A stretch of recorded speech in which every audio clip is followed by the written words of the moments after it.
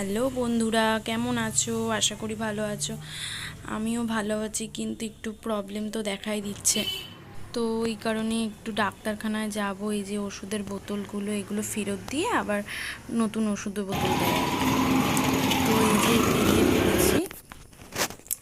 আর এদিকে দেখো না, সাইকেলের অবস্থা খারাপ হয়ে গেছে।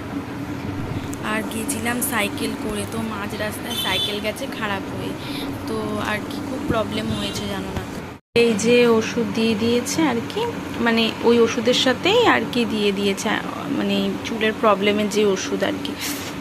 তো ওখানে যাওয়ার মানে আসার সময় তো এই যে গলার এই পোর্শনটাতে মানে কোথা দিয়ে যায় না, কোথা দিয়ে ধুলো লেগেছে, যাই হোক। আর আমার একটু ডাস্ট অ্যালার্জি আছে, তো পুরো গা হুটহুট হুটহুট করছে। অ্যালার্জি ওষুধ এখন খাবো না, এখন ভালো করে সাবান টাবান দিয়ে স্নান করে তারপরে এসে খাবো আর কি। তো এখন যাবো স্নান করতে। তো চলো, টাটা।